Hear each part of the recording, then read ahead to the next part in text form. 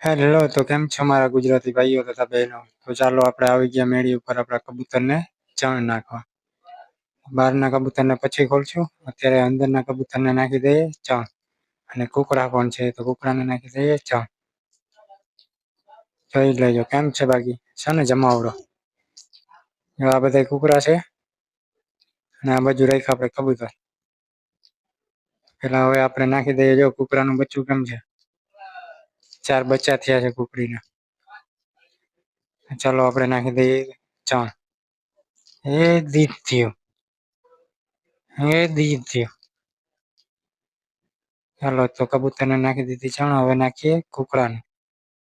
જોયું ને ચાપટ ભૂખલા છે હાવ કુકડા. જેટલી નાખો એટલી ઓછી. આને કેમ બાકી